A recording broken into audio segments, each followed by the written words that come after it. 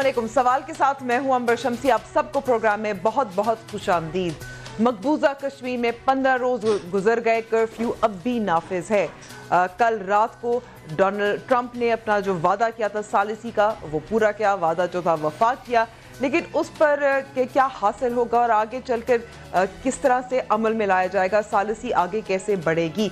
साथ साथ पाकिस्तान ने फैसला किया है कि इंटरनेशनल कोर्ट ऑफ जस्टिस भी जाएगा। भारत जो मकबूजा कश्मीर में इंसानी हुकूक की खिलाफ वर्जियाँ कर रहा है, इस पर भी प्रोग्राम में बात करेंगे। लेकिन इसके अलावा अपोजिशन जमातों की कल ऑल पार्टीज कॉन्फ्रेंस भी हुई थी और लॉकडाउन पे मजीद मुशावरत का फैसला हुआ। मजीद इजलास भी बुलाए जा रहे हैं 26 को भी और 29 अगस्त को भी। लेकिन सवाल ये पैदा होता है कि JUIFA क्या तनहा रह जाएगा अपने मार्च में? दीगर अपोजिशन जमातें क्या साथ दे पाएंगी या नहीं दे पाएंगी? और फिर आखिर में हम कुछ कराची के कचरे की भी बात करेंगे। अपने मेहमानों का मैं तारुफ कराती हूँ। हमारे साथ मौजूद हैं दलीप अब्बास साहिबा, जो पाकिस्तान तहरीक इंसाफ की पार्लिमानी सेक्रेटरी बराए खारजा उमूर है। राना तनवीर साहब, सीनियर रहनुमा पाकिस्तान मुस्लिम लीग नवाज। हाफिज हमदुल्ला साहब, सीनियर रहनुमा JUIFA। और दिफाई तज्ज़ियाकार lieutenant general retired Amjad Shoaib साहब। आप सबको बहुत बहुत शुक्रिया वक्त देने का। जनरल साहब, पहले मैं आपसे शुरू करना चाहूँगी कश्मीर के मामले पर। पाकिस्तान ने जो फैसला किया है कि इंटरनेशनल कोर्ट ऑफ जस्टिस जाएंगे, उस पर मैं आपकी राय लेना चाह रही हूँ। कितना स्ट्रॉन्ग केस बन सकता है? दूसरी जानिब आप समझते हैं कि जो सदर ट्रंप ने टेलीफोन किया था नरेंद्र मोदी को भी और वजीर आज़म इमरान खान को, ये पेशरफ्त जो है कितनी अहम है, कहाँ तक आगे जा सकती है? बिस्मिल्लाहिर्रहमानिर्रहीम।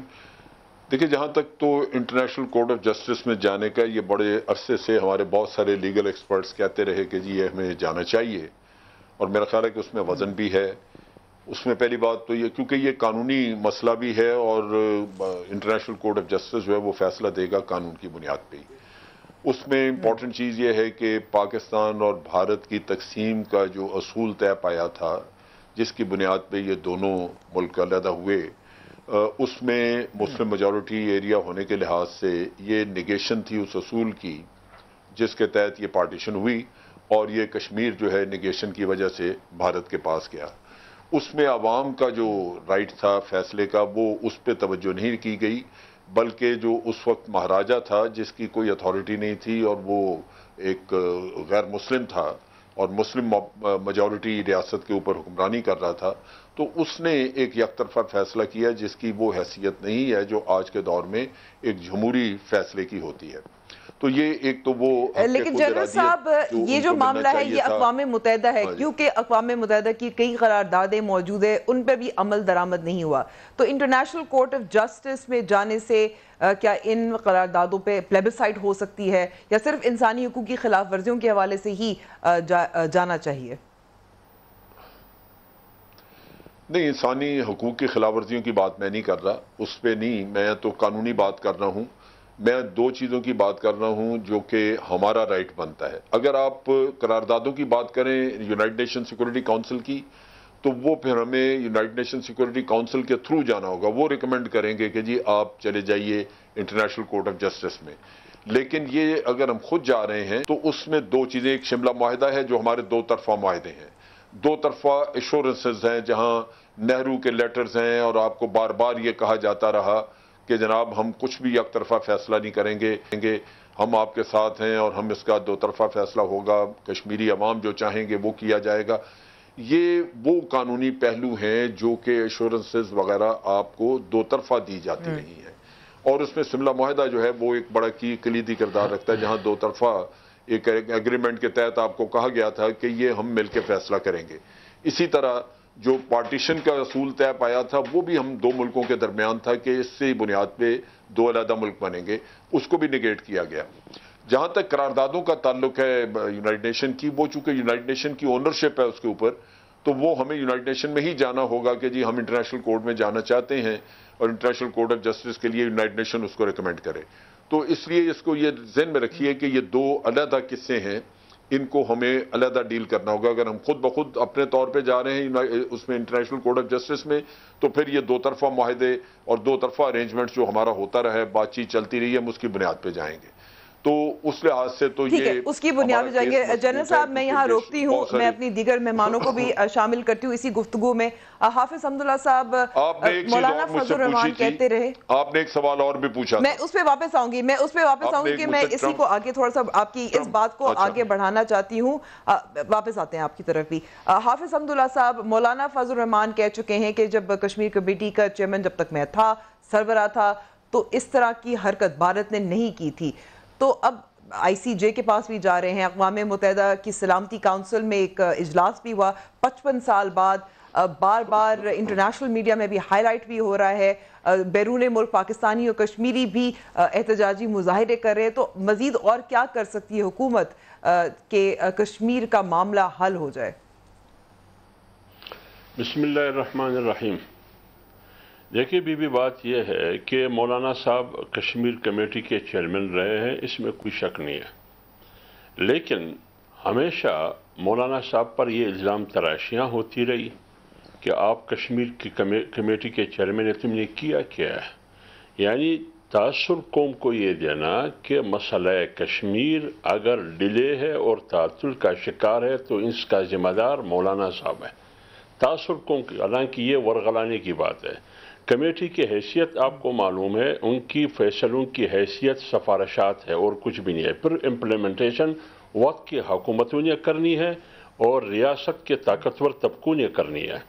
یہ چیز اس کی وضاحت میں کروں۔ دوسری بات یہ ہے کہ اگر ایک طرف مولانا صاحب کو اتنا ذمہ دار قرار دیتے ہیں اس بنیاد پر کہ وہ کشمیر کمیٹی کے چیئرمین ہے، تو مولانا صاحب نے اسی تناظر میں یہ بات کی کہ چلو جب میں کشمیر کمیٹی کے چیئرمین تھا، آپ لوگ مجھے ذمہ دار ٹھہراتے تھے کہ تم نے کشمیر کے لیے کیا کیا، لیکن اتنا تو نہیں کیا جتنا لاڈلے کٹ پتلی وزیر اعظم نے کیا کہ کشمیر کو انہوں نے بیچ دیا، یا تو وہ سویا ہوا تھا، ان کو پتہ ہی نہیں تھا، تو یہ نالائکی ہے، یہ نااہلی ہے، یا ان کو پتہ تھا انہوں نے اس کی روک تھام بر وقت نہیں کی، کیوں نہیں کی، اس کا سوال جواب ہونا چاہیے۔ حافظ حمداللہ صاحب کس طرح سے روک سکتے تھے اگر بھارت اپنے ملک میں فیصلہ لیتا ہے، اپنی آئین کی پامالی کرتا ہے، تو پھر پاکستانی حکومت کیا کر سکتی تھی؟ وہ تو کچھ نہیں کر سکتی، نہ ہم بھارتی سپریم کورٹ میں جا سکتے ہیں، ہم تو بین الاقوامی سطح پر ہی کچھ شور مچا سکتے ہیں جو ہم کر رہے ہیں۔ دیکھیے ہمارے پشتوں میں ایک مثال ہے، ٹھیڑے منہ مکے سے سیدھا ہوتا ہے، اس کے لیے مکے کی ضرورت ہے۔ یہ 72 سال سے قراردادیں، یہ مذمتی بیانات، یہ انٹرنیشنل کورٹ آف جسٹس اور آپ کی جو قراردادیں وہاں اقوام متحدہ میں، آپ کو پتہ ہے وہ کون سے باب میں ہے؟ اس میں 2 قسم کے باب ہیں، ایک ہے باب ششم، ایک ہے باب ہفتم۔ جو قرارداد ہماری ہے وہ باب ششم میں ہے، اس کی حیثیت سفارش کی ہے۔ جو قرارداد باب ہفتم میں ہو اس کی حیثیت یہ ہے کہ اس پر عمل درآمد کرنا ہوگا، جیسے قرارداد اس وقت پاس ہوئی جب عراق نے کویت پر حملہ کیا، اس پر عمل درآمد ہوئی۔ فلسطین کے بارے میں جو قرارداد منظور ہوئی ہے اور کشمیر کے بارے میں جو اقوام متحدہ کی قرارداد ہے وہ باب ہفتم کی نہیں، باب ششم کی ہے، اس کی حیثیت صرف اخلاقی طور سفارش کی ہے۔ یہ اس وقت کی حکمرانوں نے بہت بڑا دھوکہ کیا ہے کشمیر کے ساتھ، اور اس وقت کشمیر کے جو وکیل ہے اس وقت بھی وہ لوڈڈ تھا، آج بھی کشمیر کا وکیل لوڈڈ ہے۔ اگر عمران خان کہتے ہیں کہ میں کشمیر کا وکیل ہوں تو میں ایک سوال کرتا ہوں، سوال یہ ہے کہ جب نریندر مودی الیکشن مہم میں وہ کہتے تھے کہ جب میری اکثریت آئے گی تو 370 اور 35A کو میں ختم کروں گا، پھر آپ کیوں کہتے تھے اپنے اس کے بارے میں کہ اگر مودی کی اکثریت ملی، مودی کامیاب ہوا تو کشمیر مسئلے کا حل نکل سکتا ہے؟ اس کا جواب پارلیمنٹ میں دے دے، کیوں نہیں دیں گے اس کا جواب؟ جب ٹھیک ہے، ہم اس وقت فی الحال پارلیمنٹ میں تو نہیں ہے، میں یہاں کو روکتی ہوں حمداللہ صاحب، پارلیمنٹ میں نہیں ہے، لیکن اندلیب عباس صاحبہ پھر جواب دے سکتی ہیں، پاکستان تحریک انصاف کی نمائندگی کر رہی ہیں اور پارلیمانی سیکرٹری ہیں برائے خارجہ پالیسی۔ جی ایک تو امبر ماشاءاللہ انہوں نے صحیح کہا کہ جو مولانا صاحب تھے وہ کوئی 15 سال رہے ہیں اور کشمیر کمیٹی کے بھی بہت دیر تک رہے ہیں، تو میرا بھی ایک سوال ہے ان سے کہ چلیں نواز شریف نے وزیر خارجہ نہیں رکھا، नवाज शरीफ ने कसम खाई हुई थी कि मैंने कुलभूषण का नाम, कश्मीर का नाम नहीं लेना। तो मौलाना साहब जो 15 साल से थे, उनके दौरान और नवाज शरीफ के और पिछले 50 साल में एक दफ़ा यूनाइटेड नेशंस सिक्योरिटी काउंसिल की मीटिंग भी नहीं कॉल हुई। कैसे हुआ कि पहली दफ़ा तारीख में यूनाइटेड नेशंस की मीटिंग कॉल होती है और कंडेम किया जाता है इंटरनेशनली इंडिया को? इनकी हुकूमतें 3-3, 4-4 आए और माशाल्लाह ये तो हर हुकूमत में होते हैं। तो कश्मीर का इन्होंने एक दफ़ा इंटरनेशनल उसको रेज नहीं किया 50 में, और ये हद यहाँ इसीलिए पहुंची। नंबर 1।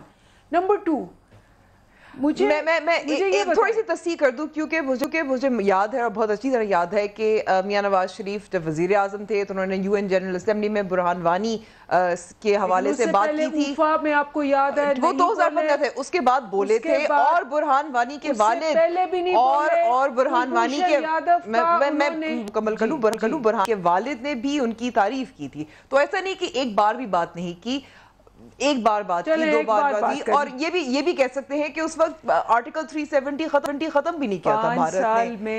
नहीं तो खत्म तो नहीं हुआ था ना, एक दफा बात चले होगी लेकिन खत्म तो नहीं होता। ये क्राइसिस बहरान से की सूरत हाल तो नहीं पैदा हुई जहां 15 रोज हो गए कर्फ्यू नाफिज। मेरी भी बात सुन, नहीं बिल्कुल, आपने सवाल किया तो मेरा जवाब तो बनता है ना। तो मैं थोड़ा सा तस्दीक कर रही थी। हाँ, तो इसका मतलब है कि वेट कर रहे थे, ठीक है ना? वो तो यही कह रहे हैं, वेट कर रहे थे कि हालात का बेड़ा गर्क हो जाए, उसके बाद कुछ करें। दूसरी बात बड़ी क्लियर, अली गिलानी साहब ने अभी जो स्टेटमेंट दी थी जब हम वो अमेरिका गए और उन्होंने ट्रंप ने कहा कि जी this is a issue which we need to raise with them, तो उन्होंने कहा जी पहली हुकूमत है जिसने वाइट हाउस में जाके कश्मीर का नाम लिया और इसको इंटरनेशनल कर दिया, अली गिलानी साहब ने। तो इसका मतलब है कि अली गिलानी साहब ने ट्विटर पे की थी? नहीं, ये उन्होंने इंटरव्यू पे बयान दिया। इंटरव्यू में बयान दिया। अच्छा, अब अगर अली गिलानी साहब ने ये कहा तो क्या वो PTI शामिल कर चुके हैं? अगर जो लीडर हैं कश्मीर के वो कह रहे हैं कि ये सारी हुकूमतें जिसमें माशाल्लाह मौलाना साहब कई दफा आए, हर हुकूमत में शामिल हुए, आपको याद होगा 20 इनवॉइस भेजे गए, मुशाहिदुल्लाह साहब भी थे, सारे भेजे कश्मीर कॉज करने के। उसके बाद अप्रोर मचा कि जी अरबों रुपया खर्चा गया, वहां सैर सपाटे कर आए, एक मुल्क ने कश्मीर का नाम नहीं लिया। लेकिन ये भी कह सकते हैं कि कश्मीर हाथ से गया भी नहीं था। ठीक है, राना तनवीर साहब से बात करते हैं। राना तनवीर साहब, जो अमरीकी सदर डोनाल्ड ट्रंप ने वादा किया था वो पूरा किया, नरेंद्र मोदी से भी बात की, वजीर आज़म इमरान खान से भी बात की, और कहा कि जो कशीदगी है दोनों ममालिक के दरमियान उसको ठंडा किया जाए, उसको बेहतर किया जाए। आप क्या समझते हैं इसके बाद क्या रंग लाएगी? मुझे बड़ा अफसोस है कि इस वक्त जो हमारे ये इशू बना हुआ है कश्मीर का, उस पे जो हम चाहते हैं कि हम पूरी कौम इकट्ठी हो के खड़े हों और लोगों को मैसेज आए कि हम इकट्ठे हैं और कश्मीर काज पे पूरी कौम से सप्लाई और दीवार की तरह है और उस पर डटेंगे, मरेंगे, हम कश्मीर को इस तरह इनके हाथ नहीं जाने देंगे। लेकिन जब भी आते हैं कि ये पहली दफा तारीख में हुआ है, ये पहली दफा तारीख में हुआ है, मैं हैरान हूँ इनकी गवर्नमेंट से कि यार चलो आपने कर लिया, ये जो अकाउंटेबिलिटी है, ये सारी चीजें आप कर रहे हैं, लेकिन इस काज के लिए तो खुदा के लिए भाई आपने बड़ी अच्छी बात की है कि इससे पहले ये कहता जी हमने कल हमें वो ब्रीफिंग दे रहे थे फॉरेन मिनिस्टर साहब कि जी देखें हमने, भाई आप ये पहली दफा हुआ है कि उन्होंने नेक्स्ट किया है, उन्होंने लद्दाख को उसमें यूनियन में शामिल कर दिया, मकबूजा कश्मीर का जो स्टेटस था उसको रिवोक किए वो 370-35A और खत्म कर दिया, बात खत्म हो गई। 5 साल पिछले साल हमारी गवर्नमेंट थी, उस वक्त भी मोदी वहां प्राइम मिनिस्टर था, उस वक्त तो उसको जरूरत नहीं हुई। ये जो मसला है कश्मीर, अभी अंदलीब अब्बास साहिबा ये भी कह रही थी कि यहाँ अंदरूनी हालात जो है क्योंकि कम देख कर किया है, उनकी राय नहीं, ये हम कहते हैं हम आपके साथ हैं, हम खड़े हैं। मैं बात करना चाहता हूँ, ये कहते हैं जी नहीं ये अपोजिशन जो है ये पॉइंट पे जाता ही नहीं, ये मैं इस पे नहीं जाना चाहता। मैं कहता हूँ ये बड़े मैनिफेस्टो में है, मोदी के मैनिफेस्टो में है कि ये मैं रिवोक करूंगा 370-35A। आप कश्मीर की बात कर रहे हैं, उस पर मैं बात करना चाहता हूँ। मुझे ये बताएं, मैं तो इस पॉइंट स्कोरिंग पे जाता ही नहीं, ये एक फैक्ट है कि इनको पता था کہ وہ اس کے مینیفیسٹو میں ہے, مودی کے مینیفیسٹو میں ہے کہ یہ میں ریووک کروں گا 370-35A, اور اس کے بعد انہوں نے کوئی بات نہیں کی کسی جگہ پہ کہ یہ ان کا مینیفیسٹو ہے, یہ تو دعا کر رہے تھے وہ جیتے. اور اس کے بعد جب یہ سوشل میڈیا پہ مجھے آپ بتائیں, میں نے 10 دن پہلے پڑھا, یار ہم کرتے تھے, ہماری وقت تو ہوئی کچھ نہیں, ہم ہماری جگہ ہوتے تو کیا کرتے. آپ میرے ساتھ کراس ٹاک کریں گے تو میں بتاؤں, آپ نے تو کشمیر بھیج دیا ہے, میں کہہ رہا ہوں جو میں اس پہ امبر میں بڑی اہم بات بتانے لگا ہوں. یہ مجھے بتائیں کہ یہ بہت بڑا الزام ہے, میں ہمیشہ یہ یاد دلاتی ہوں. آپ آنے والے دنوں میں دیکھ لیں گے. آپ مجھے یہ بتائیں کہ 10 دن پہلے یہ سوشل میڈیا پہ ہر بچے پہ کہ تھا وہ سوشل میڈیا پہ یہ فونوں پہ کہ لداخ کو, یہ ایگزیکٹلی وہ ڈرافٹ تھا جو انہوں نے تیار کیا ہوا تھا, لداخ کو شامل کریں گے سارا, یہ سارا 370 آپ کو بھی شاید پتا ہو, آپ نے پڑھا ہو, یہ سب لوگوں نے پڑھا ہے. لیکن ان 10 دنوں میں انہوں نے کیا کیا, پھر پرائم منسٹر نے اسپیچ کی وہاں پہ نیشنل اسمبلی میں جوائنٹ سٹنگ میں, تو انہوں نے کہا کہ ہمیں پتہ چل گیا تھا یہ کچھ کرنے جا رہے ہیں. بالکل, وزیر خارجہ شاہ محمود قریشی صاحب نے تو کچھ دن پہلے اقوام متحدہ کو خط بھی لکھا تھا جس میں انہوں نے خدشہ ظاہر کیا تھا کہ آرٹیکل 370 کو ختم کر رہے ہیں. پری ایمپٹ کرنا چاہیے تھا, انہوں پرو ایکٹیو رول ادا کرنا چاہیے تھا, ری ایکٹیو نہیں, پرو ایکٹیو رول کرتے. اس وقت یہ جو آپ دوڑ بھاگ کر رہے ہیں ہم, تو کیا کرتے ہیں کام ہو گیا. میری بات سن لیں, جو ٹرمپ کی آپ نے بات کی ہے, اب یہی ان کا تو یہی مقصد ہے کہ یار آپ پیچھے ہٹ جائے, کوئی ٹینشن نہیں ہونی چاہیے. مطلب یہ وہ جو انہوں نے کام کیا ہے, یا تو یہ کمیونٹی انٹرنیشنل کمیونٹی برادری کہے کہ آپ 5 اگست سے پہلے والی پوزیشن میں جائیں, انڈیا کو کہے, اور پھر ہم آپ کی بات کرتے ہیں. یہ تو ہوتی ہے ثالثی. اب یہ ثالثی کیا, انہوں نے جو کرنا تھا کر لیا, اور وہ 1 انچ نہیں ہٹیں گے, چاہے وہ کتنا لاس ہو, چاہے جنگ ہو, یا جو بھی ہو.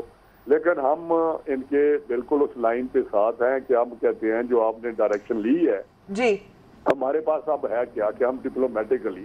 ٹھیک ہے رانا تنویر صاحب, میں اس لیے روکتی ہوں کیونکہ جو آپ نے نقطہ اٹھایا ہے, آپ کا دعویٰ ہے حکومت کی کمزوری ہے, ان کو پتا تھا کہ پتا تھا, بیچا تھا. لیکن اگر اتنی بڑی بات ہے, اتنا بڑا الزام ہے, حکومت وہی کی وہی ہے, چاہے آپ ان کی خارجہ پالیسی کی کامیابیوں کو مانے نہ مانے, ان کی یو ٹرنز دیکھے نہ دیکھے, اپوزیشن جو ہے وہ ان کا ایک بال نہیں بھگا سکی. مطلب کہ اپوزیشن جو ہے, آپ دیکھ لیں کہ سینٹ کے الیکشنز کی بات ہو, سینٹ چیئرمین کی الیکشن کی بات ہو, اگر بجٹ کی منظوری کی بات ہو, اے پی سی پہ اے پی سی ہوتی ہے, لیکن اپوزیشن میں دراڑیں بھی نظر آتی ہیں اور کمزوری بھی نظر آتی ہے.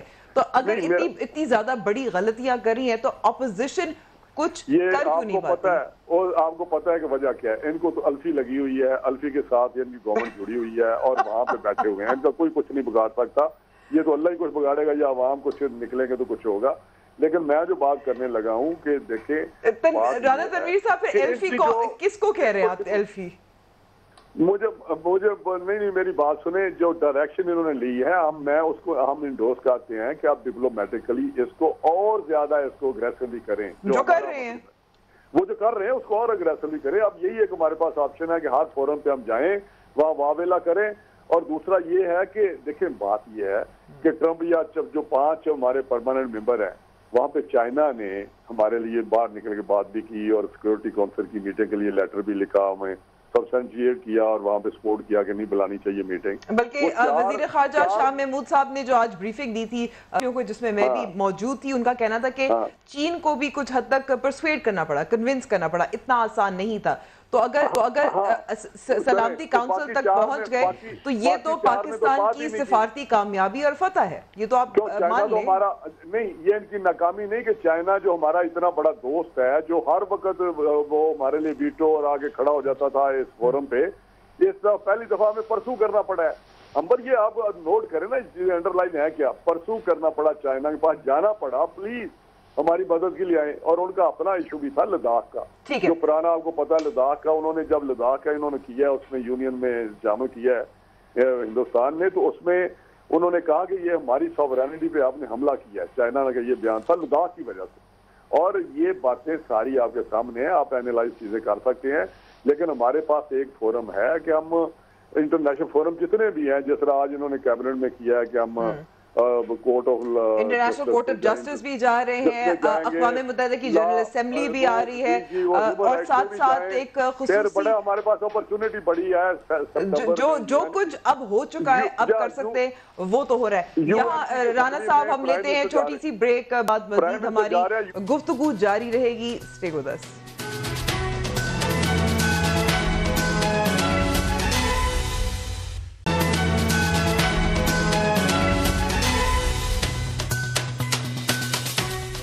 پروگرام میں ایک بار پھر خوش آمدید. حافظ حمداللہ صاحب, کل کی اے پی سی آئی گئی, خبر نہ ہوئی, شہباز شریف نہیں تھے, بلاول بھٹو زرداری نہیں تھے. کہیں ایسا تو نہیں ہے کہ مولانا فضل الرحمان اکیلے ہی ملین مارچ کریں گے, اپنی جماعت ان کی تنہا رہ جائے گی؟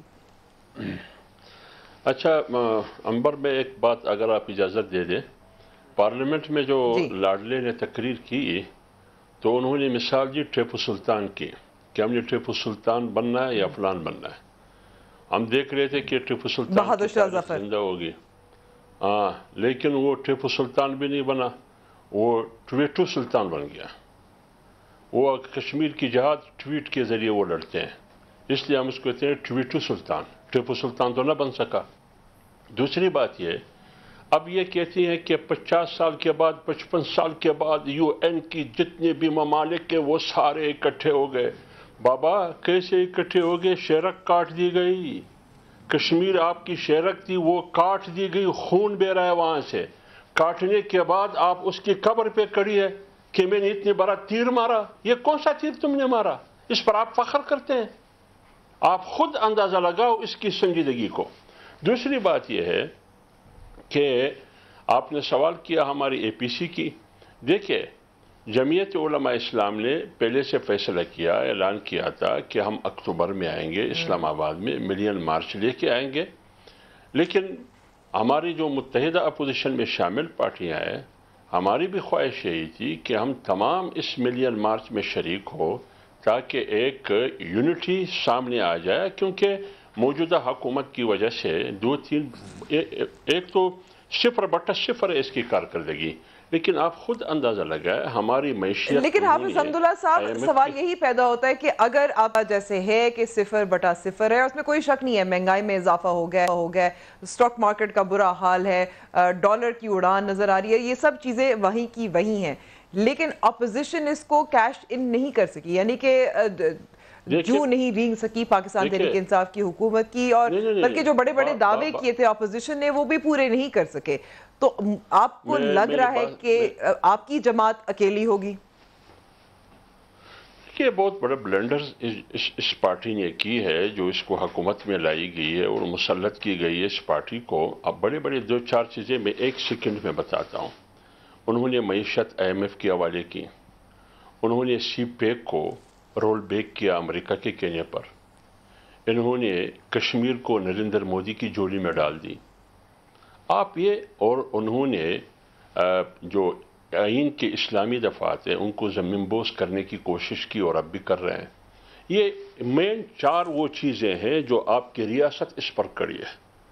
کیا کیا انہوں نے اس کے ساتھ؟ اب آ جائے اس بات پر کہ آپ نے کیش نہیں کیا. دیکھیں بات یہ ہے کہ ملین مارچ جمعیت علماء اسلام نے کی ہے, اگر یہ حواس باختہ نہیں ہے تو یہ ملین مارچ میڈیا پر کیوں نہیں دکھاتے, کوریج کیوں نہیں دیتے؟ یہ مریم نواز کی پریس کانفرنس نہیں دکھا سکتے, یہ اتنے حواس بخت ہے. یہ اچھا, ان کی پریشانی ان کی اپنی جگہ ہوگی, لیکن پھر سوال یہی پیدا ہوتا ہے کیا جو اپوزیشن کا یہ اتحاد ہے, کیا اعتماد کی کمی ہے, اتحاد نہیں ہے؟ نہیں, بات یہ نہیں ہے, بالکل اپوزیشن متحد ہے. آپ نے دیکھیا کل اے پی سی میں تمام پارٹیاں موجود تھی اور 26 تاریخ کو رابر کمیٹی کی بلاول بھٹو زرداری اور شہباز شریف صاحب موجود نہیں تھے.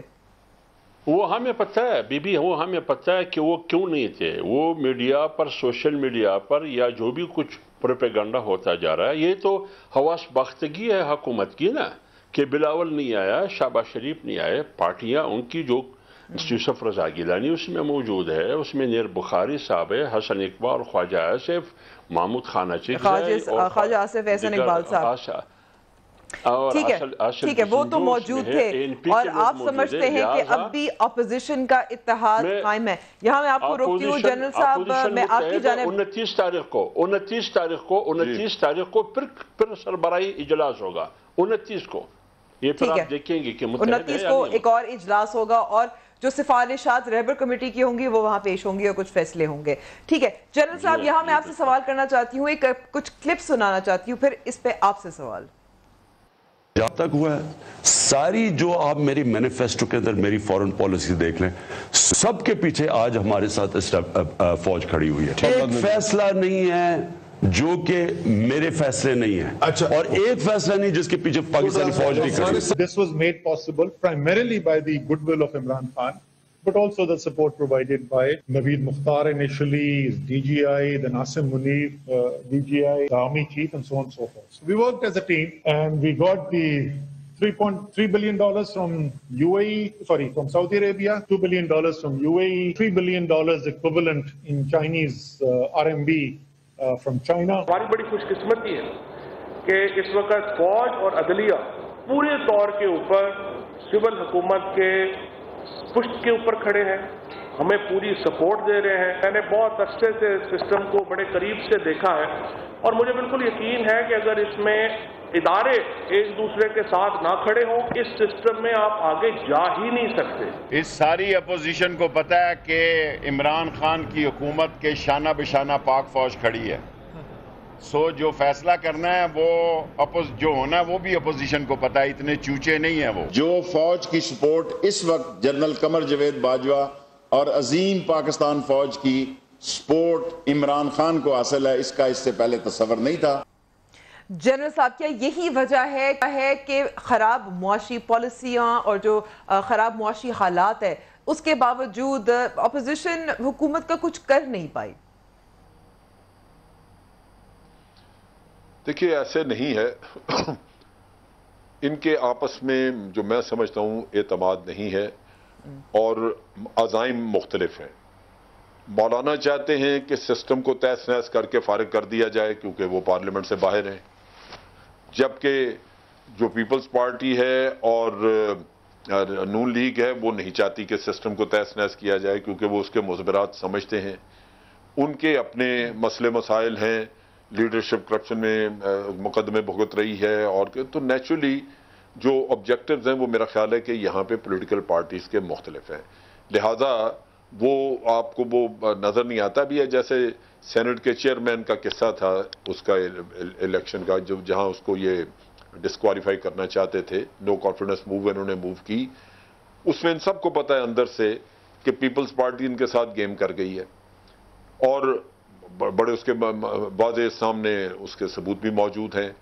और जो कमेटियां ये बनाने चाह रहे थे इन्वेस्टिगेट करने के लिए कि कौन से सेनेटर हैं जिन्होंने धोखा दिया या बिक गए, तो आपने देखा कि कमेटियां भी मुश्तरका ना बन सकी। पीपल्स पार्टी ने कहा जी हम अपनी कमेटी अलग बनाएंगे और फिर किधर गई वो इन्वेस्टिगेशन, ना कमेटियों ने काम किया। यानी कि एतमाद की कमी है ना, इत्तेहाद इसलिए नहीं है क्योंकि एतमाद की कमी है। अब एक कमी ऑब्जेक्टिव्स की वजह से आप देखिए कि पहले दिन से ही जो मौलाना मांगते रहे वो उस पर कोई भी उनके साथ किसी ने इत्तफाक नहीं किया। तो आज भी मिलियन मार्च और ये जो कहानियां हैं ये सारी वो तहस नहस वाली कहानियां हैं जहां आप चाहते हैं कि जी सिस्टम लपेट दिया जाए ताकि मैं बाहर रह गया हूं तो इनको भी कुछ ना मिले। तो वो मेरा ख्याल है एक गलत सोच है। इस वक्त इनको सोचना ये चाहिए था कि कश्मीर का मसला है, सबको मिलकर काम करना चाहिए और उसमें हुकूमत की भी बड़ी जिम्मेदारी है कि ये रीच आउट करें। हुकूमत जो है वो भी कोई ऐसी एफर्ट करती नजर नहीं आती। मैं कह सकती हूँ कि वजीर खारजा शाह महमूद कुरैशी साहब ने ऑपोजिशन के रुकन हैं जो सेनेट के भी हैं, कौमी असेंबली के भी है, उनसे मुशावरत मीडिया को ब्रीफिंग दी है उन्होंने, और बल्कि उनका ये भी कहना था कि उनको बहुत कन्विंस करना पड़ा था वजीर आज़म इमरान खान को, क्योंकि आपको मालूम है पाकिस्तान तहरीके इंसाफ के अंदर बहुत सारे लोग ऐसे हैं जो समझते नहीं हैं कि ऑपोजिशन को शामिल करना चाहिए। तो कम से कम हम कह सकते हैं कि एक वजीर है, एक रहनुमा है जो कोशिश कर रहे हैं। ऑपोजिशन है वो इलेक्टेड मेंबर हैं, ऑपोजिशन के लोग इलेक्टेड मेंबर हैं। अगर मीडिया को ब्रीफिंग दी जा सकती है तो उनको बुला के क्यों नहीं आप ब्रीफिंग देते? उनको भी बुला के ब्रीफिंग दें, समझें, उनके साथ मिलकर काम करें, वो आपको बड़ी अच्छी तजावीज भी देंगे। लेकिन उनको बिल्कुल बाहर रखने से तो आपका काम नहीं चलता ना, ये तो गलत है, आपकी सोच ही गलत है। ٹھیک ہے اندلیب عباس صاحبہ، یہاں آپ سے سوال کرنا چاہوں گی کہ اپوزیشن کو اعتماد میں کیوں نہیں لیا جاتا کشمیر کے معاملے پر؟ ایک جوائنٹ سیٹنگ تو ہوئی تھی پارلیمان کی، یہ تو بالکل درست ہے، لیکن آگے معاملہ کیوں نہیں بڑھایا جا رہا تاکہ اس کشمیر کے ایشو پہ جس میں جو سیاست سے بالاتر ہونا چاہیے اکٹھا چل سکتے ہیں؟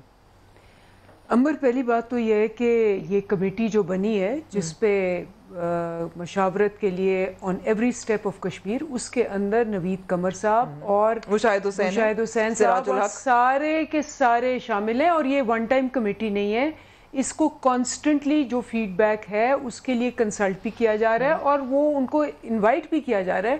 اور جو پرائم منسٹر صاحب تھے انہوں نے جا کے شہباز شریف صاحب کو سوال کیا کہ بھئی آپ کہہ رہے ہیں یہ اچھا نہیں، یہ اچھا نہیں ہے، آپ بتائیں کیا چاہتے ہیں، آپ جنگ چاہتے ہیں، آپ کیا چاہتے ہیں؟ He had no answer.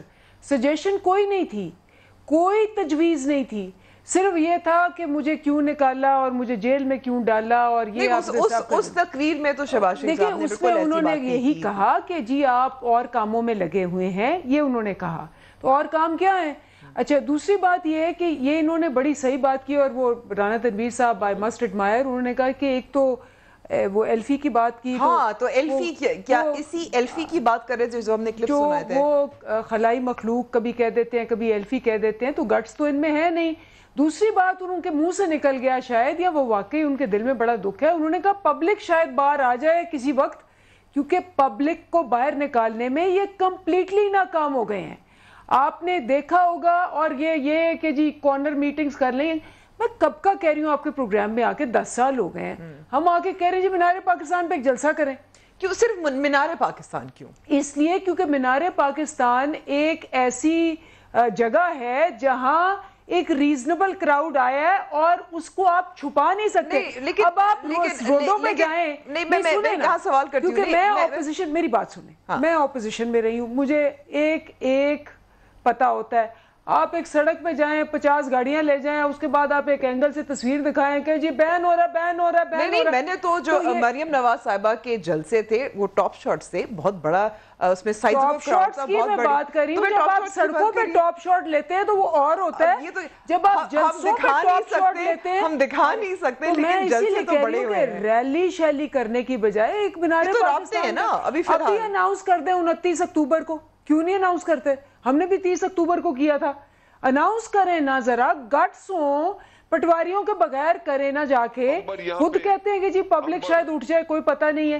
تو اصل مسئلہ دو ہے. ایک تو یہ ہے کہ یہ اے پی سی جو ہے یہ آل پارٹی کرپشن ہے.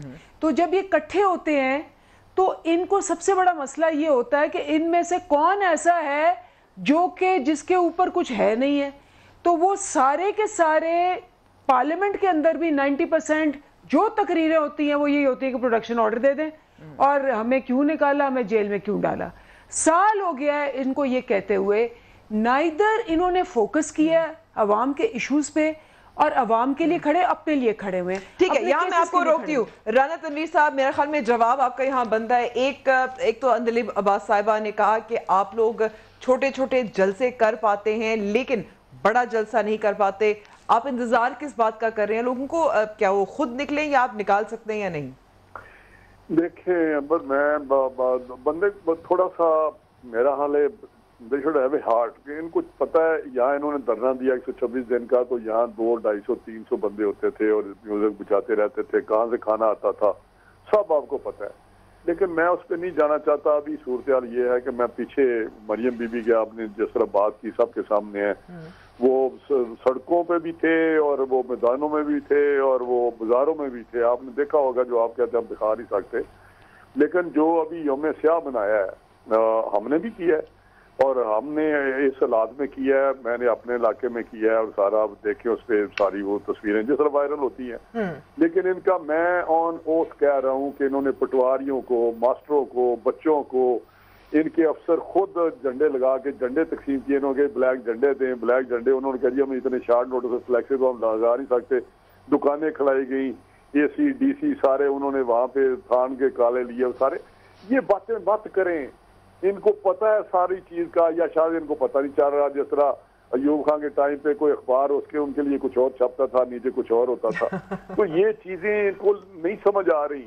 ابھی ان کے نیچے سے جب کارپیٹ نکلے گا نا تو ان کو سمجھ آ جائے کہ ہم کہاں کھڑے ہیں. ابھی یہ سینٹ کی بات کرتے ہیں, سینٹ میں انہوں نے کام دکھایا ہے. لیکن رانا تنویر صاحب الگ الگ کمیٹیاں بنی جانچنے کے لیے کہ یہ کون کون سے سینیٹر تھے جنہوں نے آپ کی پارٹی پوزیشن کے خلاف ووٹ دیا, ابھی تک نام سامنے نہیں آئے. تو یہ تو معاملہ اب ہم بھولے نہیں ہیں. میں سوال کر رہی ہوں کہ وہ نام تو سامنے لائیں تاکہ اعتماد میں لایا جائے. جنرل صاحب نے بڑی صحیح بات کی, یہ بھی ایک سوچ تھی کٹھی کمیٹی بنے, لیکن انہوں نے کہا جی کیونکہ ہم اپنے طریقے سے کریں گے, آپ ہمارے ممبروں کو تو کراس ایگزامن یہ پھر ہم نے اسی نتیجے پہنچے کہ اپنی اپنی بناتے ہیں. ہماری جو نون کی کمیٹی ہے اس میں بھی ہوں. ہم نے پیچھے 3 دن بیٹھ کے کوئی 20 اپنے بندے کو انٹرویو کیا ہے, ایک گھنٹہ گرل کیا ان کو کہ بھائی کس طرح, جو ہماری اپنی اسیسمنٹ ہے نکال رہے ہیں کچھ چیزیں. تو بھی بیچ میں عید آ گئی, عید کی چھٹیاں ہوگی, سارے چلے گئے. کمیٹی ابھی اکٹھی ہوگی, کل بھی ہم نے بات کی ہے کہ اکٹھے ہوں تو جو باقی رہ کریں پھر رپورٹ تیار کریں. تو یہ سامنے آئے گی چیز بالکل, کیونکہ سامنے لائیں گے, نام بھی سامنے لائیں گے. لیکن یہاں یہ بھی سوال پیدا ہوتا ہے جو خواجہ آصف نے جو میں نے ایک سنٹینس کرنا ہے کہ مجھے بتائیں 64 تو وہاں موشن کے حق میں کھڑے ہوئے, انہوں نے ہاتھ کھڑا کیا 64 لوگوں نے. ان کے منہ پہ تماچا نہیں ہے کہ 64 تو اوپن جب ہوا تو کھڑے ہو گئے. تو 64 جب کھڑے ہوئے تو مورلی مطلب پروپرائٹری ڈیمانڈ کے یہ ریزائن کر دیتا چیئرمین جو ہے. 64 نے موشن پہ اٹھ کے, اس پہ آپ کو پتا ہوگا کہ وہاں کھڑے ہو کے انہوں نے کہا وی سپورٹ دس موشن, اور پھر اس کے بعد سیکرٹ بیلٹ ہوا. تو سیکرٹ بیلٹ میں جو ہوا, آپ کو اس سے کون سی بات چھپی ہوئی ہے؟ لیکن سیکرٹ بیلٹ کے حوالے سے میں رانا صاحب, خواجہ آصف نے تو پاکستان پیپلز پارٹی پہ شک اظہار کر دیا, آپ اتفاق کرتے ہیں؟ نہیں دیکھیں, میں اس پہ آپ وہی بات کرتے ہیں جو عبداللہ عباس صاحب نے, ہم کٹھے ہیں, کچھ لوگ ان کے ہیں, مے بی کہ زیادہ ان کے لوگ چلے گئے ہوں, لیکن ہم اس پہ نہیں جاتے ڈیٹیل میں, وہ باتیں سامنے آ جائیں گی. لیکن ان کو بھی افسوس ہے, ہمیں بھی افسوس ہے, کچھ لوگوں کو اندر ابھی یونین کونسل کا بندہ, میں آپ کو بتاؤں, میں نے لوکل باڈیز کے اتنے الیکشن دیکھے ہیں, پیچھے بھی ایک الیکشن ہوا تھا, ہمارے لوگ یونین کونسل کے چیئرمین کھڑے رہے اتنے پریشر کے باوجود. اور یہ جو لوگ ہیں میرے پیچھے ایک, ابھی جب یہ ڈیزالو کیا ہے انہوں نے لوکل گورنمنٹ, یہ بڑا انٹرسٹنگ بات ہے. تو میرے ایک میونسپل کمیٹی ہے, اس کا chairman died because of heart attack. تو وہ وہاں پہ بائی الیکشن تھا, پروونشل گورنمنٹ ان کی ہے, فیڈرل گورنمنٹ ان کی ہے, وہاں کے M N A M P A جیتے ہوئے ہیں اس علاقے سے. جو میرے بڑے بھائی ایم این اے کو انہوں نے جس طرح ہرایا ہے وہ سب کے سامنے ہے, آپ کو پتہ ہی ہے. ایک سونی حلقہ بڑا مشہور ہے پاکستان میں, وہاں کس طرح ہوا ہے سارا کچھ ہے, جنرل صاحب کو ہی پتا ہو. آج کل وہ این ڈی یو کے پرنسپل بھی یہاں لگے ہوئے ہیں. تو یہ میں کہنے لگا ہوں کہ وہاں پہ جب الیکشن ہوا تو وہاں پہ ساری انتظامیہ, ساری پولیس, سارا جو بھی حربہ استعمال ہو سکتا تھا, 4 کونسلر کو نامعلوم جو کیسز پڑے ہوتے ہیں پولیس نے اریسٹ کر لیا, ہتھکڑیوں میں انہوں نے ووٹ آ کے ڈالے ہمارے حق میں, پھر ہم جیت گئے. تو یہ باتیں نہ کریں, اتنا ان کا برا عشر ہوگا. یہ لوکل باڈی صبح کرا لے چلے, ٹھیک ہے. لوکل باڈیز میں تو ظاہر ہے ابھی اس وقت کیس بھی چل رہا ہے اور اگلے سال کا وعدہ کیا گیا ہے. نہیں یہ کرائے نا, ابھی گورنمنٹ تو ان کی ہے نا, چھوڑے جنرل الیکشن میں تو یہ نکل جائیں گے نا, پھر کیئر ٹیکر آ جائیں گے. ابھی جو الیکشن لوکل باڈیز اپنی چھتری تلے کرا کے دیکھ لیں, اگر ان کی زبان سے زبر نہ ہوئی تو مجھے پکڑ لیں, کچھ تو کریں نا. ٹھیک ہے, بات نہ کریں. وہ کہتے ہیں آپ کچھ کریں اور آپ کہتے ہیں کہ وہ کچھ کریں. رانا تنویر صاحب میں آپ کو روکتی ہوں, میں چاہتی ہوں اندلیب عباس صاحبہ سے جواب لینا چاہتی ہوں. گورننس کو ٹھیک کریں, حالات ٹھیک کریں. اب پاکستان بہت پیچھے جا رہا ہے. ابھی آپ دیکھیں 2% پہ جی ڈی پی ان کی کھڑی ہے. بالکل پریشانی تو بہت ہوتی ہے. اور اسی معاملے پہ میں اندلیب عباس صاحبہ, ہم بات کرتے رہتے ہیں کہ ریلی نکالے, آپ کریں وہ کریں, لیکن کابینہ کا اجلاس ہوا اور کابینہ کے ہر اجلاس کے بعد, میں آپ سے ویسے ایک لائٹر نوٹ پر سوال کرنا چاہ رہی ہوں, کابینہ کے ہر اجلاس کے بعد اگر وزیر اعظم کسی کی تعریف کرتے ہیں تو وزیر مواصلات کی ہے. کیا باقی وزیر کام نہیں کر رہے؟ نہیں دیکھیں, جہاں تک ایک ہوتا ہے outstanding because somebody is, اس کی 2-3 خصوصیات. ایک تو بہت ینگ, میرے خیال ینگسٹ ہے. دوسرا یہ کہ وہ ایک اسٹوڈنٹ بیک گراؤنڈ سے آیا, وہ آئی ایس ایف کا ہیڈ تھا اور بالکل آرڈنری بیک گراؤنڈ سے آیا, اور وہ اگزامپل دیتے ہیں کہ دیکھو یہ بندہ نہ پولیٹیشین تھا, نہ پیچھے بیکنگ تھی, نہ اس کے پاس کچھ تھا, he has come and he has stood out. تو وہ ایگزامپل دیتے ہیں کہ جس نے جو سٹینڈ آؤٹ کرنا ہوتا ہے، ناٹ نیسسرلی کہ 20 سال کا آپ کا پولیٹیکل ایکسپیرینس ہو، تو اس لحاظ سے وہ ان کو بتاتے ہیں. اور انہوں نے دو، ایک پوسٹل آفس بھی، آپ کو پتا ہے کہ پوسٹل آفس کے اندر انہوں نے اس کو ٹرن اراؤنڈ کر کے پروفیٹیبل بنایا پوسٹ آفس کو، اور دوسرا انہوں نے جو مواصلات کے اندر انہوں نے 20 ارب روپے کی ریکوریز بھی کی ہیں اور کرپشن کے پیچھے بھی پڑے ہوئے. تو وہ ایک جس کو کہتے ہیں نا انکریجنگ سائن ہے کہ ہمارے پاس ینگسٹرز بھی اب آ رہے ہیں، اور ہونا بھی ایسے چاہیے کہ میرٹ پہ ہونا چاہیے، ناٹ بیکاز کہ آپ پرانے پولیٹیشین ہیں. اسی لیے افسوس ہوتا ہے کہ اس قسم کے لوگ مراد سعید جیسے جو آپ کے لوئل آئی ایس ایف کے ہیں زیادہ وزیر کیوں نہیں بن پائے. انشاءاللہ بنیں گے جی، یہ تو ابھی سٹارٹ ہے، اور ہم چاہتے ہیں کہ ہر پارٹی کے اندر حافظ حمداللہ صاحب ابھی تو ابتدا ہے، آپ تو کہہ رہے ہیں کہ حکومت گر جائے گی. آپ شرارت کر رہی ہیں. دیکھیں امبر بھی بات یہ ہے کہ ان کے پاس کیا ہے، وہ پوری پنجاب میں اس نے کتنی سیٹیں جیتی ہیں صوبائی، اور پوری پنجاب میں ان کی پی ٹی آئی کے لوگوں میں سے کوئی نظریاتی بندہ پی ٹی آئی کا چیف منسٹر کے لیے قابل قبول یا مستحق کوئی نہیں تھا. 4 دن پہلے جو پی ٹی آئی میں شامل ہوئے تھے عثمان بزدار کو بٹھا دیا. یہ ہے آپ کی میرٹ، یہ ہے آپ کی میرٹ. دیکھیے ان کی کیبنٹ میں آپ دیکھیں امبر بھی ہم غلط بیانی سے کام نہیں دیتے ہیں. ایک چیز آپ کے سامنے ہے، ان کے کیبنٹ میں کون سے لوگ بیٹھے. انہوں نے کہا کہ ہماری کیبنٹ 15-20 سے زیادہ نہیں ہوگی، آج 55 لوگ بیٹھے، اور پنجاب کی جماعت کے تقریباً 35 یعنی 35 ترجمان ہیں، 35 اسپوکس مین ہے. یہ آپ نے کبھی تاریخ میں سنا ہے؟ کیبنٹ 55 کی ہے فیڈرل کیبنٹ، اور اس میں کون لوگ بیٹھے ہیں؟ 2/3 اکثریت اس کا وہ کیبنٹ ہے جو مشرف کے ساتھ بھی تھے اور آصف علی زرداری صاحب پیپلز پارٹی کے ساتھ بھی تھے. کہاں گئی آپ کی نیو جنریشن؟ اور وہ یہ کہاں ہیں وہ لوگ آپ کی پی ٹی آئی کی؟ وہ نظریاتی لوگ کہاں ہیں؟ وہی حکومت سوائے ہماری چھوڑی کہاں ہیں وہ لوگ پی ٹی آئی کے؟ میں اس وقت آپ کو یہاں روکتی ہوں کیونکہ مجھے اب لینی ہے چھوٹی سی بریک. کہیں جات پروگرام باقی ہے ابھی.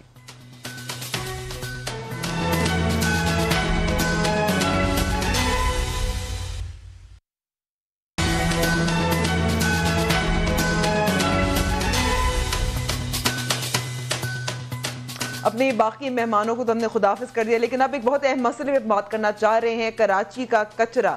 آج پھر میئر وسیم اختر اور سندھ حکومت کے درمیان لڑائی پھوٹ پڑی. ہمارے ساتھ اس وقت موجود ہیں پاکستان تحریک انصاف کے رہنما اور کراچی سے منتخب بھی ہیں اور وفاقی وزیر بھی ہیں علی زیدی صاحب، جو ایک مہم پہ نکلے ہوئے کراچی کی صفائی کی. علی زیدی صاحب بہت بہت شکریہ وقت دینے کا. 2 ہفتے قبل آپ نے اعلان کیا تھا کہ کراچی کو صاف کر دیں گے، آپ نے چندہ بھی مانگا تھا. کس حد تک کامیاب ہوئے؟ دیکھیں جی، میں نے پہلی بات ہے کہ بتا دیتا ہوں اعلان کیا کیوں تھا. اس کی وجہ یہ تھی کہ جتنا کراچی کا کچرا اکٹھا ہو رہا تھا وہ بارش کے بعد پہلی وجہ یہ تھی کہ سارا کا سارا جا کے سمندر میں گرا، اور سمندر میں گرا جو ہمارے پورٹ کا حال ہوا اس بارش کے بعد. ایسے ہی کو 13-14 ہزار ٹن کچرا کراچی جنریٹ کرتا ہے، اس میں سے کوئی 4 ہزار کے قریب آتا ہے لینڈ فل، باقی روڈوں پہ پڑا رہتا ہے، نالوں میں چلا جاتا ہے، اور وہ سارا کا سارا کچرا جا کے گرتا ہے سمندر میں.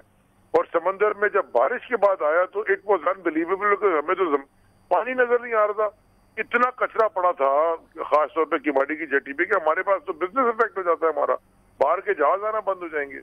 سیکنڈلی وہ جو میں نے ایک ویڈیو دیکھی، وہ جو 2 بچے جو بیچارے وہ الیکٹریکیوٹ ہو گئے تھے وہ کھمبے میں نارتھ نازم آباد میں، ایک 13 سال کا ایک 12 سال کا. تو وہ ریئلائزیشن تو یہ ہونی چاہیے نا انسان کو کہ ہم نے جواب دینا ہے، ہم جو بھی ہماری عہدہ ہو یا نہ ہو، but we are all responsible. ہم کس شہر میں کس جہالیت میں رہ رہے ہیں، اور لوگ آپ کی طرف دیکھ بھی رہے ہیں. تو علی صاحب آپ کیا سمجھتے ہیں اب آپ کو کتنی کامیابی حاصل ہوئی اور چندہ کتنا جمع ہوا؟ میں آپ کو وہی بتا رہا ہوں نا، اگر بیکاز ٹائم آپ کے پاس کم ہے تو let me quickly tell you کہ ابھی تک ہوا کیا. ہم نے پہلا جو اسٹیپ لیا تھا وہ یہ کیا تھا کہ ہم نے کہا ہم نالے صاف کر دیں گے تاکہ جو یہ لوگ رہتے ہیں ان کے گھروں میں جو پانی جاتا ہے وہ پانی نہ آ جائے. اب یہ مجھے بتائیے کہ بڑا آسان سا اس کا سولوشن ہے کہ 55 ملی میٹر رین کے اندر جو ہے وہ کراچی ڈوب گیا اور سادی ٹاؤن ڈوب گیا اور چودھری کے روڈ پہ پانی کھڑا ہو گیا، اور 175 mm کی رین جو 6 دن بعد ہوئی اس میں نہیں ہوا. اس کی وجہ یہ تھی کہ ہم نے جو بڑے نالے تھے جس کے اندر جن کو اسٹارم ڈرینز کہتے ہیں، جس کے اندر محمود آباد نالا، گجر نالا، نالا, نہر خیام, اس طرح کی, اس میں سے ہم نے اتنا کچرا اٹھا لیا کہ واٹر فلو ہونا شروع ہو گیا, اور وہ پانی جب بہنا شروع ہو گیا, بارش جب آئی تو وہ نکل گیا نالوں میں سے پانی, اور چھوٹے موٹے اور 6 فیڈر نالے بھی ہم نے کیے. سیکنڈ فیز میں اب ہم جا رہے ہیں. لیکن علی زیدی صاحب ابھی بھی کراچی میں کچھ ایسے علاقے ہیں جہاں کچرا بہت جمع ہے.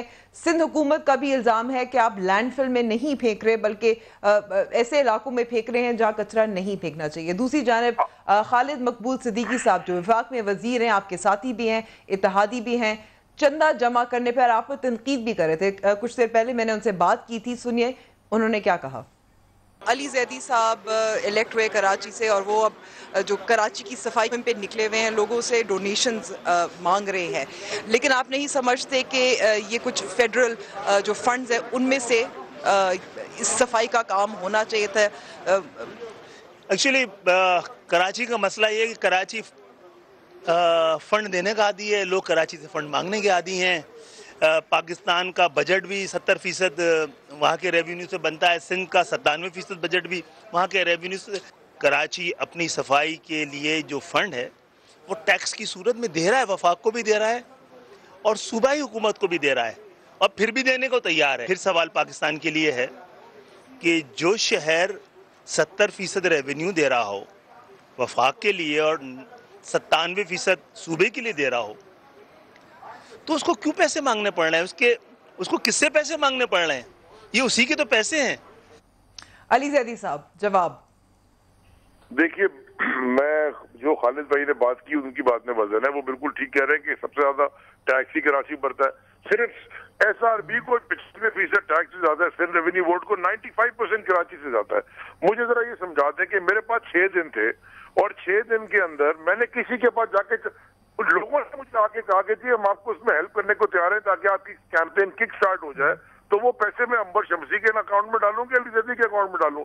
میں نے ایف ڈبلیو او کو کانٹریکٹ کیا ہے, اور وہ وداؤٹ پروفٹ کام کر رہے ہیں. ان کی اپنی مشینری بھی لگی ہوئی ہے, ان کے پاس انجینئرنگ کی کیپیبلٹیز ہیں, ان کے پاس فریم ورک تیار ہیں. ان کو ایک انیشلائزیشن کرنے کے لیے پیسے چاہیے تھے. اب اگر ابھی پیسے کہتا ہے ہم آپ کو, ہمارے بینکوں میں پانی جا رہا ہے, آپ ہم سے بھی 5 کروڑ روپے لے لیں, کوئی آگے اور کہتا ہے کہ ہم سے 2 کروڑ, میں کدھر لوں وہ پیسے؟ میں نے ایک اکاؤنٹ کھولا, ایف ڈبلیو او کے اور کے پی ٹی وہ مل کے اکاؤنٹ ہینڈل کرتا ہے, اس میں میرا کوئی وہ نہیں ہے. صرف کنٹرول ہم کرتے ہیں, ہم چیک کرتے ہیں کہ کتنا نہیں. سوال یہ نہیں ہے کہ آپ کا ذاتی اس میں انٹرسٹ ہے, آپ نے شفافیت, آپ نے ایک شفاف طریقہ. امبر جواب دے رہے ہیں پلیز. مجھے آپ یہ بتائیے, تو پھر ایک کام کرتے ہیں کہ جتنی این جی اوز کام کر رہی ہیں نا, یہ این جی او تو میں ساری بند کر دیں, کیونکہ ای ڈی کا کام ایمبولینس دینا نہیں ہے, وہ تو حکومت کا کام ہے. کراچی ٹیکس بھرتا ہے, تو کیوں نہیں دیتی ای ڈی ہمیں ایمبولینس؟ حکومت خون لیتے ہیں آپ بلڈ بینک سے, ہسپتال پرائیویٹ کیوں جائیں؟ میرے بچے اور آپ کے بچے کیوں جائیں پرائیویٹ اسکولوں میں؟ کیونکہ بالکل جائز تنقید ہے, بالکل جائز تنقید ہے علی صاحب, اور یہ سندھ حکومت کی ذمہ داری بالکل ضرور ہے. لیکن پھر سوال یہی پیدا ہوتا ہے کہ جب کراچی کے لیے پیکج کا اعلان بھی ہوا تھا, وفاق کے پیسے بھی ہوں گے, بجٹ میں بھی مختص کیے گئے تھے, تو پھر وہ پیسے کیوں نہیں استعمال کر رہے صفائی مہم کے لیے؟ یہ ڈیم فنڈ والا تو بحال نہیں ہوگا نا. این ایف سی کے اندر ہم نے پیسے سندھ حکومت کو دیے ہیں, اور سندھ حکومت اگر اپنا کام نہیں کر رہی تو میں لوگوں کو ڈوبنے دوں؟ مجھے سوال کا جواب دے دیں.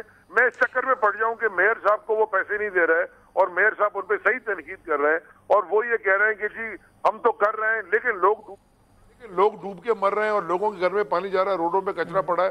میں صرف آیا, I don't want to get involved in this. میرا یہ کراچی کی مہم ہے, جس نے دینا ہے دے, نہیں دینا نہیں دے, زبردستی نہیں ہے. جتنا ہو سکے گا میں کروں گا, اور الحمدللہ کر رہے ہیں. اچھا, میئر وسیم اختر نے ایک اور بات آج کہی تھی کراچی کے فنڈز کے اور ٹیکسز کے حوالے سے, اس پہ بھی آپ کی رائے لینا چاہتی ہوں, سنیے. لوگ بیماریاں بھگت رہے ہیں, لوگوں کے گھروں میں سیویج ہے, بارش کا پانی نہیں ہے. یہ میں چیف سیکرٹری صاحب سے ریکویسٹ کروں گا, کیونکہ سی ایم سے ریکویسٹ کر کر کے تھک گیا. چیف سیکرٹری صاحب کی ذمہ داری بنتی ہے. مذاق بنایا ہوا ہے آپ نے کراچی کو, آپ ٹیکسز تو لے رہے ہیں. میں کراچی کی عوام سے ریکویسٹ کرتا ہوں کہ سندھ گورنمنٹ کو ٹیکسز دینا بند کر دیں. اپنا ٹیکس یا تو کے ایم سی کو دیں یا فیڈرل گورنمنٹ میں دیں. میئر صاحب نے ٹھیک کہا یا غیر ذمہ داری کا مظاہرہ کیا؟ دیکھیں, بات بالکل فرسٹریٹ ہو جاتا ہے انسان. یہ سارا دن وہ بھی بھاگ رہے ہیں, میں بھی بھاگ رہا ہوں, کچرا کنڈیوں میں लोगों को मोटिवेट करते हुए, अगर ये काम मुझे बताइए, वो रोज ऊपर आके उनके जो वजीर पता नहीं इतलात हैं, शायद अब पहले वो बल्दियात से उनको फारिग कर दिया है, वो रोज टीवी पे आके कहते थे कि जी कचरा रोड। मैंने कल खत लिखा था सिंध हुकूमत को, मुझे सिर्फ बता दें कि DTS जो GTS जो गार्बेज ट्रांजिट स्टेशन जहाँ पे गार्बेज जमा होता है और वहां से लैंडफिल में जाता है, उसकी लिस्ट दे दें। अब मैं 24 घंटे से बैठा हुआ हूँ भाई। अच्छा, आपने खत लिखा और उसका जवाब नहीं मिला और आप इंतजार करें। अली जैदी साहब, माजरत मैं आपकी बात यहाँ काट रही हूँ क्योंकि मेरे प्रोग्राम का वक्त खत्म है। बहुत बहुत शुक्रिया हमें वक्त देने का। हमें जरूर फीडबैक दीजिएगा, हमारे फेसबुक पेज और ट्विटर हैंडल पे होगी अब कल मुलाकात। खुदा हाफिज।